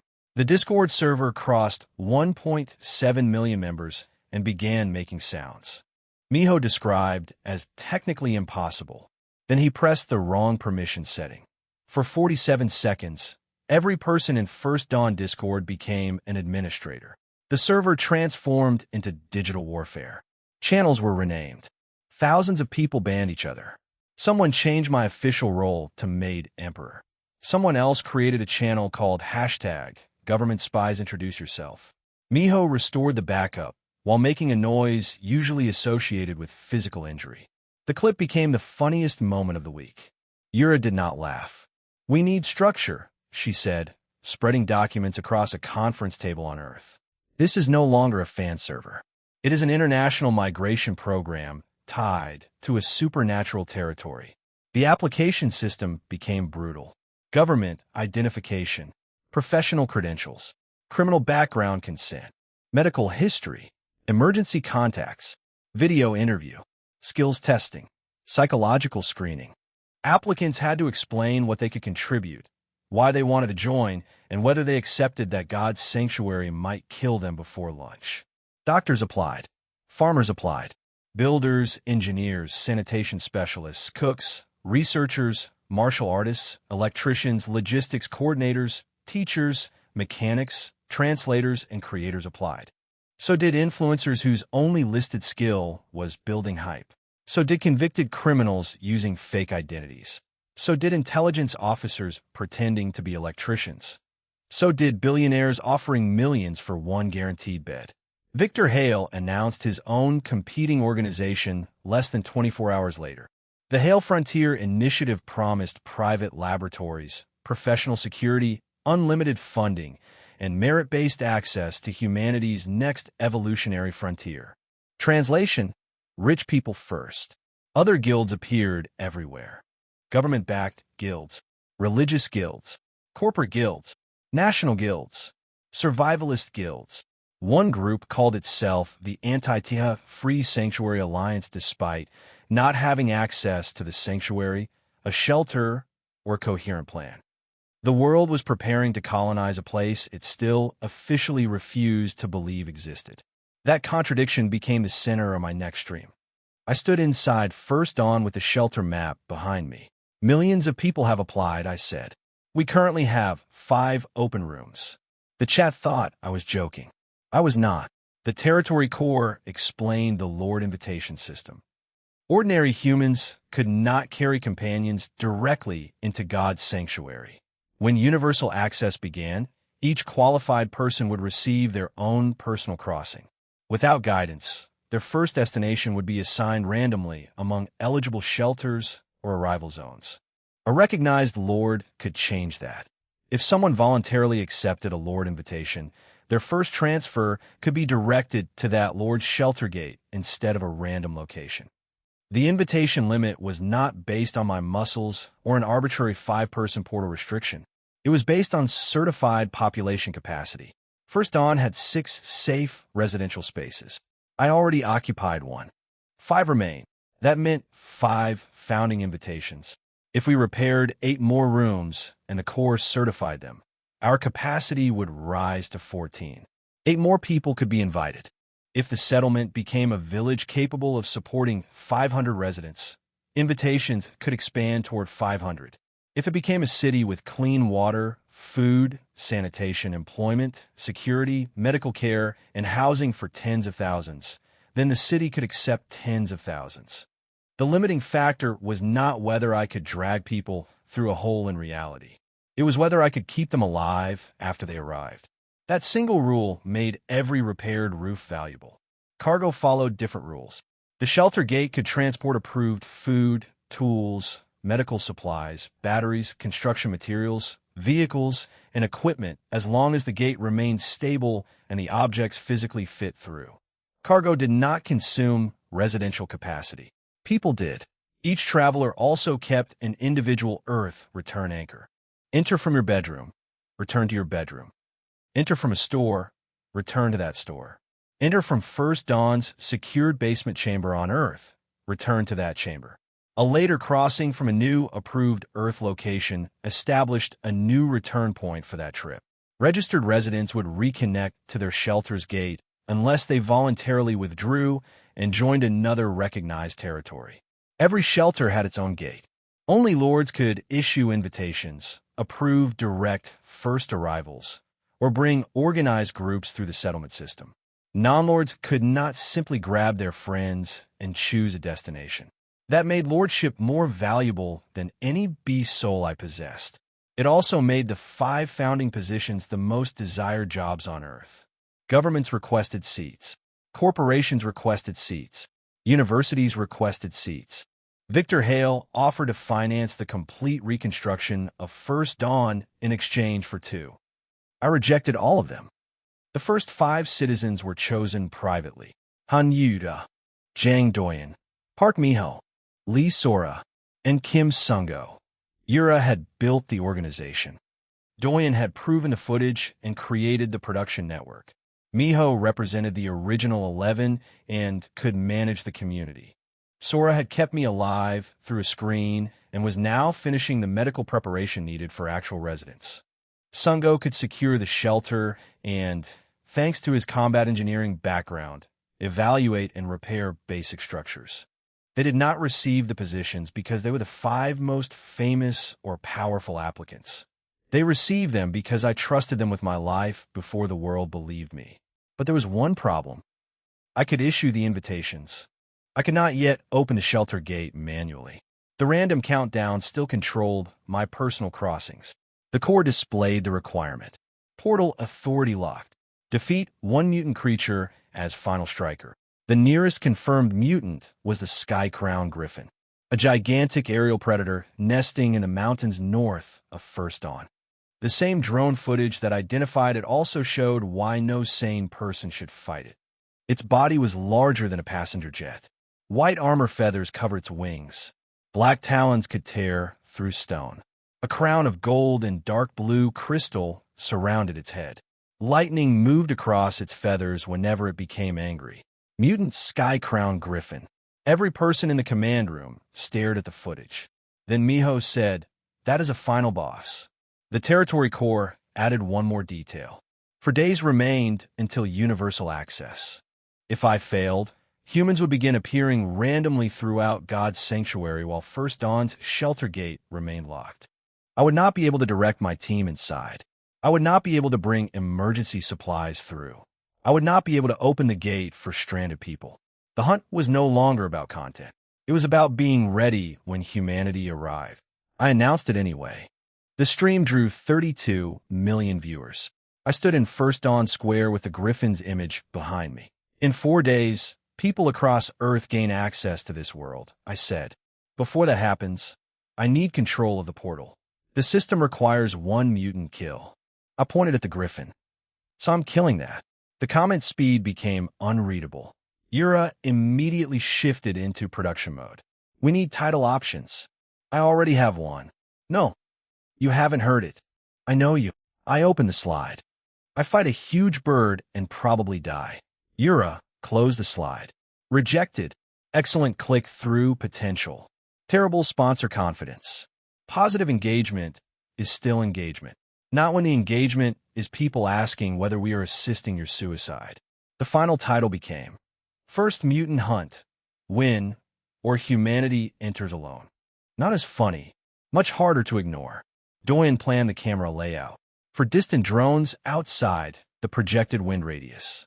2 closer, sacrificial units. 1 body camera. 1 helmet camera. Local storage on every device. Multiple feeds returning across the portal relay. If 5 cameras failed, the 6th might still capture the kill. Sora assembled trauma supplies, even though she could not reach me during the battle. If your wing is torn, she said, do not continue flying. What if I'm currently in the air? Then reconsider every decision that placed you there. Sungo helped modify a new physical spear. The original Prism Horn weapon had broken during the Lord trial, so a Korean weaponsmith built a stronger replacement using an ashen carbon shaft, modern reinforcement, and sanctuary shell material recovered from the Prism Horn beetle. The finished weapon kept the same name. Prism Horn Hunting Spear. No magical damage. No hidden system ability. Just honest metal work and enough reinforcement to survive one terrible fight. The thumbnail meeting became its own stream. Option 1 showed my Solar Gale wings fully open beneath the Griffin. Option 2 showed the Griffin's talon about to crush me. Option 3 showed me looking back at the camera while the beast descended behind me. Chat selected option 3 by an overwhelming margin because, according to Miho, people enjoy knowing you are about to make a bad decision. Sponsor negotiations followed. Energy drinks wanted the battle. Outdoor companies wanted the equipment. Insurance companies wanted nothing to do with my name. Yura accepted only sponsors willing to sign contracts acknowledging that the event could end in injury, stream failure, or death. Emergency protocols came last. If a stream dropped, local recording continued. If I lost consciousness, the armor remained active as long as I maintained subconscious intent. If I died, no one on Earth could enter to recover my body. That final point ended every joke in the room. Sora's voice came softly through the channel. Don't die. Some of us would actually like to meet you in person. For once, I had no clever answer. Outside our team, the world prepared. News networks built special sets. Governments created emergency response rooms despite having no method to respond. Victor Hale publicly offered $50 million for the Griffin corpse if I survived. Jamin announced he would analyze every frame live. Director Park reviewed military contingency plans and discovered every page ended with the same conclusion. If Kong Tiha lost, Earth could do nothing. 2 hours before the hunt, I stood alone in the portal chamber on Earth. Aurora Carapace waited inside me. Stormhorn Greaves waited. Solar Gale Wings waited. The Prism Horn hunting spear rested across my back. Above the marked crossing zone, the random portal countdown reached 1 minute. Yura's voice came through the speaker. Final check. Armor ready. Greaves ready. Wings ready. Cameras. Doyen answered. All recording. Medical. Sora answered. As ready as useless distance allows. Security? Sungo answered. House locked. No será ista por cener. Moderation? Miho answered. Chat is behaving terribly, so normal operations. The portal opened. I looked into the main camera. Let's go unlock the door. The portal dropped me inside first on. Morning light poured over the broken rooftops. The sky was brilliant blue. White clouds moved above the mountains. For a few seconds, the settlement looked almost peaceful. Then a scream rolled across the valley. The sky-crowned griffin had already noticed me. Doyen's drones found it circling above the northern ridge, wings wide enough to throw entire sections of forest into shadow. Lightning crawled across the black and gold crown surrounding its head. Every beat of its wings kicked clouds of dust from the mountainside. The audience count passed 40 million before I left the gate. Remember, Yura said through the earpiece, the objective is the kill, not showing off. I never show off. Every member of the team began talking at once. I ignored them and started climbing. The route to the ridge crossed dense forest, broken stone slopes, and narrow ledges where solar gale wings could not fully open. I moved carefully. That was the part most viewers never imagined when they pictured an otherworld adventure. The dangerous moments were not always battles. Sometimes it was one loose rock beneath your foot with a 1,000-meter fall waiting below. Sometimes it was a small creature whose poison no one had tested. Sometimes it was realizing the monster you planned to hunt had disappeared from the drone feed. Doyen's voice changed. Tiha, stop. I froze. The close drone rotated above me. Empty sky. The griffin was gone. Where? I asked. No one answered. Then the sunlight vanished. The griffin dropped from directly above. I summoned Aurora Carapace and threw myself against the cliff. One talon struck the ledge. The mountain exploded. Stone shattered around me. The shockwave launched 2 drones into the wall. One feed died instantly. The griffin's beak snapped shut less than a meter from my helmet and tore away half the rock I had been standing on. I activated Stormhorn Greaves. Flash stride. I shot across the slope as the second talon carved through my previous position. Camera 2 is gone, Doyen said. Camera 5 damaged. Move toward the western shelf. More room to fly. The griffin climbed again. I ran. Loose rock collapsed beneath my feet. I jumped from the ridge and activated solar gale wings. White and gold feathers opened into the mountain air. The audience finally saw the scale difference. My wings looked enormous over Seoul. Beside the sky-crowned griffin, they looked like decorations. The beast turned in midair with impossible speed. Lightning gathered along its crown. Tiha, energy spike, Doyen shouted. I folded one wing and dropped. A blue-white bolt tore through the space above me, hit the mountain, and blasted a crater into solid stone. That was the moment I understood the rank difference. Normal creatures were dangerous animals with extraordinary bodies. This mutant was a natural disaster with opinions. It chased me into the valley. I flew between cliffs because open sky favored the larger wingspan. The griffin followed anyway, smashing through rock edges whenever it could not turn quickly enough. Drones tracked us from above. The close units lasted less than a minute before wind ripped them apart. Every time the beast attacked, I lost altitude. Every time I struck back, the prism horn spear barely scratched its armor feathers. Aurora Carapace stopped one glancing talon and split from shoulder to hip. Golden repair threads began working immediately, but the damage was too large to close quickly. Sora's voice came through sharp and controlled. Your left ribs are compromised. Breathing pattern changed. Busy. You are bleeding inside the armor. Still busy. The griffin screamed and struck again. I blocked with the spear. The shaft bent.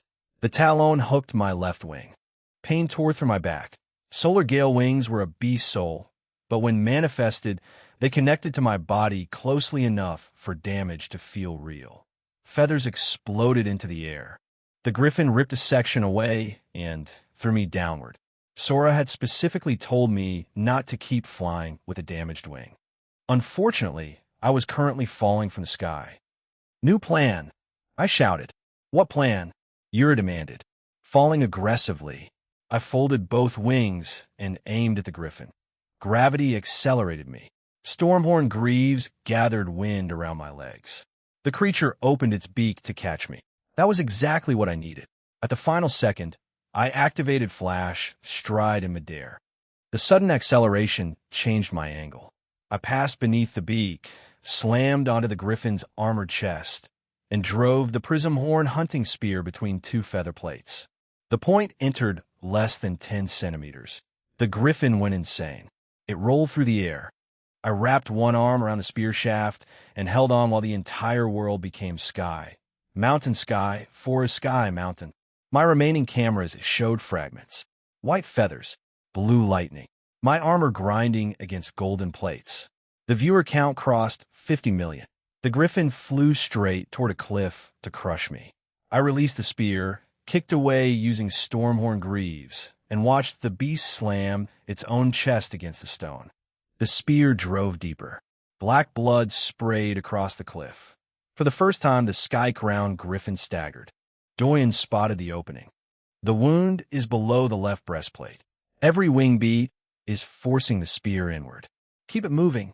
Your strategy is make the giant monster fly more. Exactly. Terrible strategy. Only strategy. I attacked its face. Not to kill it. To make it chase me. I flew past one eye and slashed with my hunting knife. The blade did almost nothing, but the insult worked perfectly. The griffin screamed and followed. I dragged it through the valley, turning whenever the terrain narrowed. Every beat of its damaged wing pushed the spear deeper. Blood poured from the wound. Its lightning attacks became wild and unfocused. Then it hit me cleanly. One wing struck like a building. Aurora carapace shattered across my right side. My body spun through open air and crashed into a forested slope. Trees broke beneath me. The helmet display went black. For several seconds, Earth lost my vital signs. Yura stopped breathing. Sora started shouting my name. The mainstream showed only smoke, leaves, and broken branches. Then my hand moved. I pushed one tree trunk off my chest. Aurora Carapace's blue eyes reignited. Still here, I whispered. Ramen King's moderation message appeared across every platform. He's alive. Stop spamming funeral emotes. I stood with one damaged wing, cracked armor, and blood filling my mouth. Above the trees, the griffins circled badly. The spear had almost reached its heart. Almost was not enough. The creature landed to finish me. The impact flattened bushes across the entire slope. It advanced on four limbs, one wing dragging, lightning crawling weakly through its crown. I had no intact spear. Flash Stride could still move me, but one greave was cracked. Solar Gale wings could still manifest, but the left side barely responded. Aurora Carapace could still protect me, but more than half the plates were damaged. I was outclassed in every category. Then I saw the spear's shaft moving with each heartbeat beneath the griffin's armor. The final strike did not need to overpower the entire creature. It only needed to finish what the first strike had started. I ran straight at it. Every person on Earth watching thought I had lost my mind. The griffin opened its beak. Stormhorn greaves activated. One flash stride carried me beneath its head. A talon came down. Aurora Carapace took the hit and collapsed around my left arm. I grabbed the broken spear shaft protruding from its chest. The griffin lifted me from the ground. I held on. Then I activated Flash Stride one final time. Not to run, but to drive both feet against the creature's breastplate while pulling the shaft toward myself. The spear tore sideways through the wound. Something ruptured deep inside. The griffin froze. Lightning vanished from its crown. Its legs collapsed. I fell with it. The entire slope shook when the body hit. For one long second, there was no system message. I lay beneath one enormous wing, unable to move, wondering whether I had actually done enough. Then the blue text appeared across every registered feed. Mutant Sky-Crowned Griffin slain. Final strike registered. Kong, Tiha. Mutant Beast Soul acquired. Sky-Crown Lance. Portal Authority unlocked. The world exploded. Chat moved too fast to display. Newsrooms shouted over each other. People inside the First Dawn Discord cried. Director Park stood inside the government command center and finally allowed himself to sit down. I laughed beneath the dead griffin's wing. It hurt so badly the laugh turned into coughing. Then I felt the new beast soul. I activated it. The broken physical spear dissolved into memory. A new weapon formed in my hand. The sky-crowned lance was long, black, white, and gold, with rotating rings of compressed wind circling the blade. Blue lightning flickered between those rings. The weapon was beautiful, powerful, and so exhausting that holding it made my injured arms tremble. I deactivated it immediately.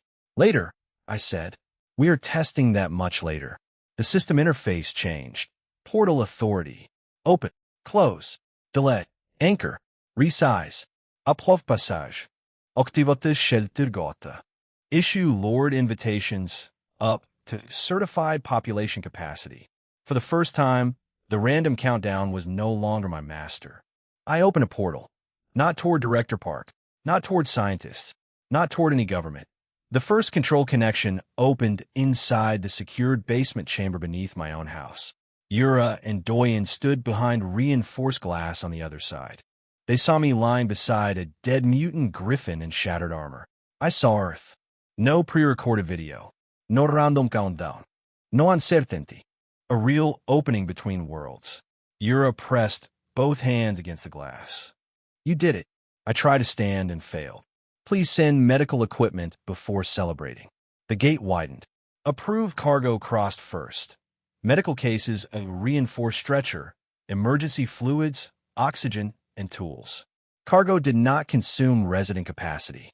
No human came through yet. The first 5 people would enter only after invitations were accepted and the shelter was prepared. Sora directed treatment from Earth, while Sungo used long mechanical tools through the opening to slide supplies within reach. I stabilized enough to return several hours later. The portal closed behind me. The Griffin's death began 3 days of global panic, because now everyone knew I could open the door. The question was who I would allow through first. During the first night, I issued 5 private Lord invitations. Han Yura accepted immediately. Zhang Doyen read every line twice, then accepted. Park Miho screamed so loudly his microphone distorted. Lee Sora cried before pressing yes. Kim Sungo asked exactly one question. What equipment do you need me to bring? The founding citizens gathered inside the secured basement chamber before dawn. They had already seen my armor, speed, wings, geno tests, and portal footage. They believed the powers were real. But standing before a blue doorway showing another sky was different. Yura looked through at the broken streets of First Dawn. All of it, she whispered. It was all real. I opened the shelter gate. The 5 invitations activated. One by one, they crossed. Yura first, Doyen carrying camera cases. Miho clutching a backpack covered in old channel pins. Sora with medical supplies. Sungo with tools, structural scanners, and enough security equipment to declare war on a staircase. The system registered each of them. Founding resident Han Yura. Founding resident Zhang Doyen. Founding resident Park Miho. Founding resident Lee Sora. Founding resident Kome Senko. Population 6/6. Popular support 43. Lord authority initialized. Power moved through the shelter. Not stolen from them. Not forced. A response to voluntary recognition. I could sense 6 residents inside the barrier.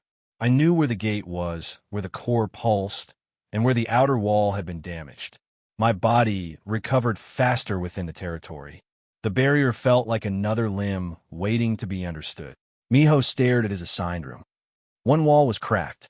Half the roof had collapsed. The wooden door leaned at an angle. Does it have privacy? He asked. It has most of a door.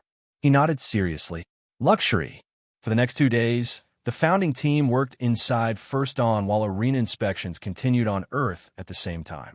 Sungo evaluated structures and stabilized 8 additional rooms with temporary supports. Doyen installed cameras, drone charging stations, signal relays, and a sanctuary-side production network. Sora established a medical room and sanitation protocol. Yura organized storage, resident rules, supply lists, and the first legal charter. Miho labeled rooms, managed the private founding, channels, and somehow turned carrying water into a fan event despite the public not yet knowing he was inside. Cargo moved through the gate. Food, water filters, bedding, tools, batteries, generators, modular toilets, structural materials, cooking equipment, and medical supplies. The shelter gate had no tiny 5-person transportation limit. Population capacity controlled invitations. Physical size, gate stability, and the Lord's authority controlled cargo flow. By the end of the second day, the Territory Corps completed inspection. Habitable rooms, 614. Certified population capacity, 14. Available Lord invitations, 8. The 5 founders returned briefly to Earth through the same basement anchor to prepare for the arena event, leaving their rooms registered. Temporary Earth visits did not cancel residency, though extended absence would reduce effective population contribution. Several hours before the public broadcast, I sent all 5 back through the basement shelter gate. They would operate the sanctuary side cameras and receive the portal in front of the world. The arena was ready. 72 hours after the Sky Crown Griffin died, I stood inside the largest verification event ever organized and watched experts search my sleeves for the 4th time. The arena had become a fortress of skepticism. Every cable was numbered. Every camera had independent storage. Every feed was archived simultaneously by separate networks in multiple countries. The stage had been dismantled and rebuilt under observation. Geologists scanned beneath it. Engineers inspected the steel frame. Magicians searched for mirrors and compartments. VFX specialists examined the giant screens. Network teams monitored transmission delays down to fractions of a second. Nothing was trusted, not even me, especially not me. Jamin sat in the front section with an entire debunk team. He had built his career insisting I was manipulating the story. By then, he accepted that my powers were real. His new argument was smarter. Kong Tiha clearly possesses extraordinary abilities, he told his live stream. That does not prove his explanation of another world. Tonight, we test the claim, not the man. For once, I respected the wording. Victor Hale attended from a private box surrounded by lawyers and security. Marcus Reed sat near Dr. Kim. CO Era hosted the international broadcast. Government representatives from more than 40 countries filled the lower levels. Military officers watched from secure rooms. Scientists waited beside sealed collection chambers. Billions had heard about the event. More than 100 million were already watching live. Director Park walked onto the stage with the arrest agreement. The story had finally caught up to the beginning. If you knowingly stage this portal, he said, endanger the audience or present fabricated evidence as a genuine national emergency, you will be arrested immediately. I signed. Park looked down at the signature. You understand what happens if this is another internet stunt. I looked at the arena. First Dawn banners covered entire sections. Fans wore replica Aurora armor and white gold wings. My original made costume had somehow become official merchandise despite repeated objections from me personally. Scientists, politicians, athletes, billionaires, soldiers, creators, and skeptics all waited for the same thing. The truth. I faced the main camera. If I'm lying, I said, arrest me in front of everyone. The arena went silent. I stepped toward the empty steel frame. Portal Authority responded instantly. Open. Blue light appeared along the inner edges. Not a video, not a screen. The air inside the frame physically split. Wind rushed across the stage carrying the smell of grass, stone, clean water, and mountain air. Then the opening widened. First Dawn appeared on the other side. Bright blue sky, white clouds, green hills beyond the repaired walls.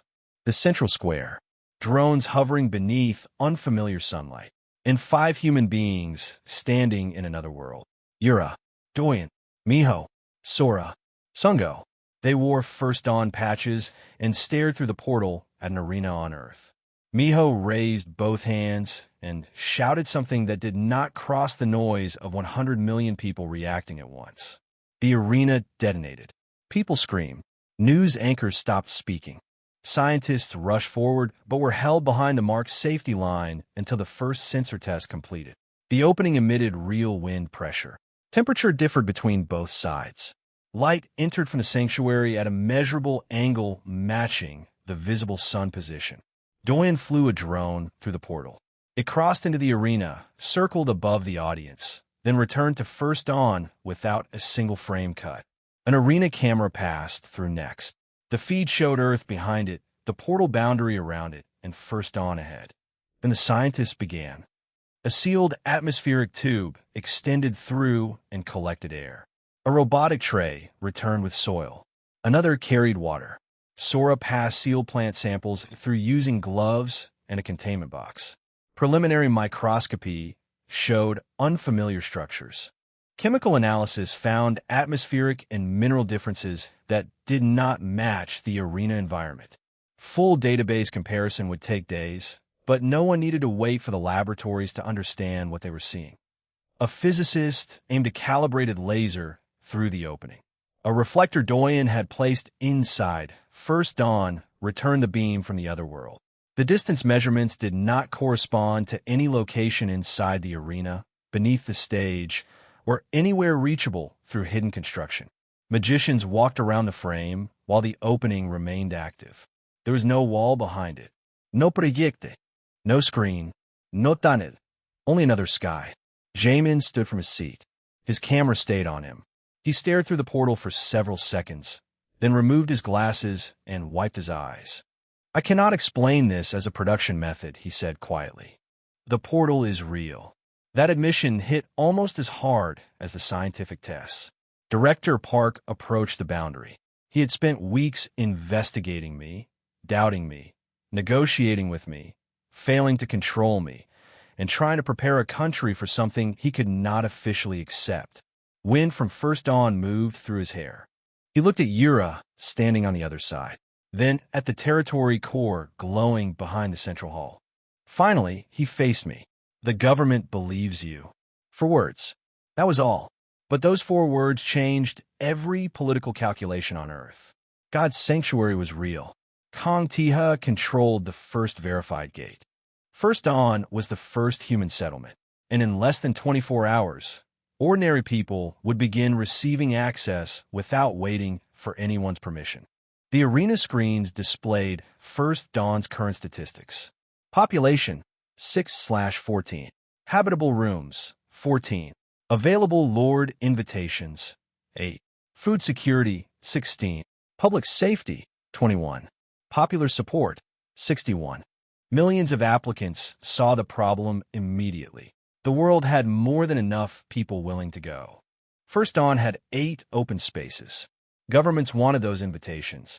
Corporations wanted them. Doctors, engineers, builders, farmers, soldiers, scientists, and my oldest viewers all believed they deserved one. And even people without invitations would soon receive random personal crossings to unknown shelters and arrival zones. The public proof did not solve the crisis. It made the crisis impossible to ignore. Ramen King's message suddenly appeared on every arena screen. "I have been saying this since there were 11 of us." Miho had scheduled it himself from the sanctuary side. The arena laughed through tears. Then the territory core changed color. Every light inside First Dawn turned gold. The system voice came through the portal, loud enough for every microphone to capture. Worldwide recognition threshold achieved. First Awakener confirmed. Kong Tiha. First Human Lord confirmed. First Dawn Guild recognized. Universal Sanctuary access begins in midnight. At the exact same moment, blue interfaces appeared before billions of people across Earth. In bedrooms, hospitals, military bases, universities, prisons, government offices, corporate towers, small apartments where unknown streamers sat in front of empty chats. The same countdown appeared everywhere. 24 hours until humanity entered God's sanctuary. Some people cheered. Some prayed. Some immediately started packing weapons that would not work. Some governments declared states of emergency. Victor Hale left his private box before the event ended. Jamin kept staring through the portal. Director Park's phone began ringing and did not stop. I stood in front of the open gate while the world descended into panic around me. 32 days ago, I had 11 viewers, overdue rent, and a maid costume. Now more than 100 million people were watching me stand between two worlds. Yura looked through from first on. What happens now, she asked. I looked at the 8 available invitations, then at the countdown spreading across Earth, then at the broken city waiting behind her. 14 rooms, damaged walls, unfinished farms, limited food, and an entire civilization about to arrive whether I was ready or not. I smiled at the camera. Now, I said, we build. Want to see what happens next? Continue this story on Butterfly Stories over on Patreon. Start your free trial to unlock the next episodes. Link in the description.